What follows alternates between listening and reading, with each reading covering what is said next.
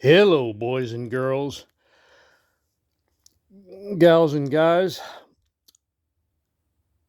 I have a magical box today, and I'm going to reveal what's inside my magical box, and it's not a Wolverine. So, just to let you know, here we go. There they are.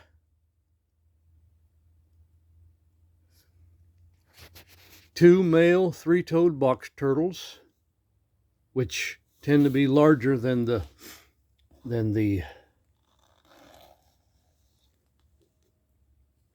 ornate.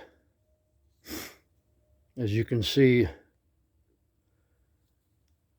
the patterns on the plastron, the almost continuous line running down the middle section of the carapace, and notice how even in the female species, you see the kind of a flattened, the flattened plastron, more of a flattened plastron. This is the female of the species. And then, of course, the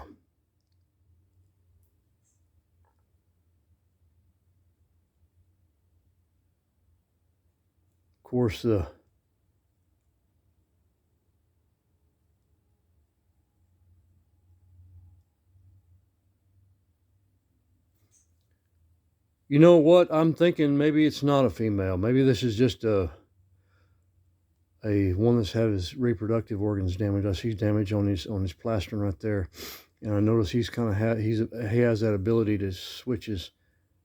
No, it's a female. It's a female. Yeah, it's a female. But he's at that plastron right there. That's probably because of pesticides and stuff. The hermaphroditic animals. Well, I'm not saying this one is necessarily typical of that. No, it's a female. It's a female. It's a female. It's the temperature of the eggs that dictate the study the pupil. Here we go. Ow. Okay, I'll sit him back in here. Now, typically, you'll notice how the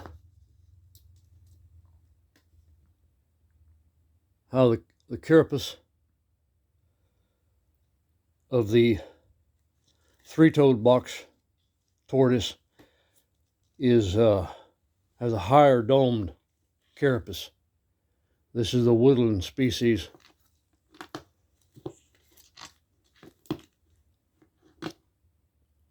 Study the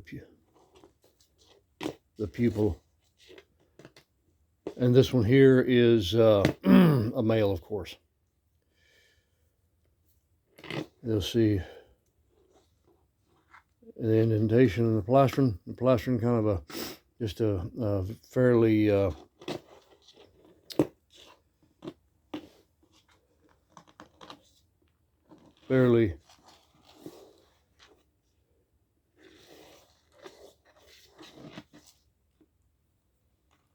and of course the three-toed box turtle has the three toes. I've seen some of them with four, but most of the time they'll have that three toes. Of course, they have the kind of the more drab. See the three toes?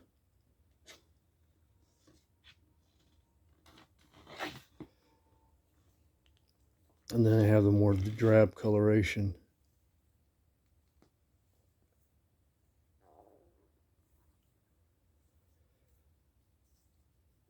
And I'll put this one back here. Now this is a kind of a slightly larger specimen. He has a more flared carapace, but he's more, as you see here.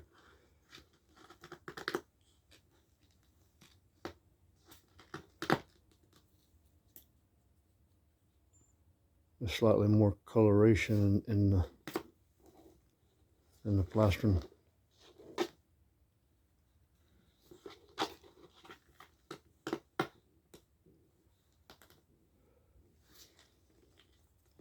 And of course, the three-toads tend to have a more flared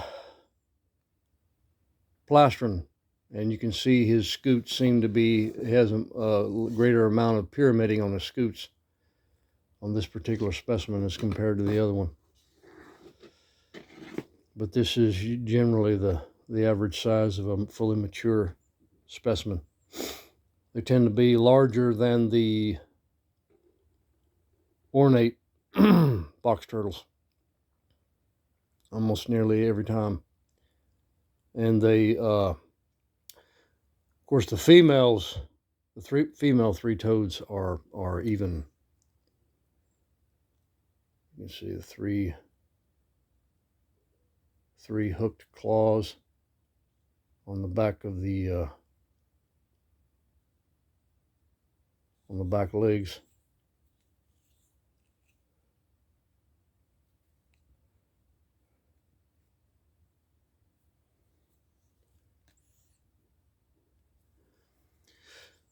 And it also had, like I said, the higher dome carapace. And both the males and the female three-toed box turtles exhibit this at a greater propensity than the ornate box turtles tend to have a flattened plastron on average. This is differences among the subspecies of the Terrapene. The more, as we can see, we can notice the differences in the shell. The tendency is to be wider here at the base, the ornate, and this is fairly kind of a uniformity. And of course, on the ornates, the plastron is covers less.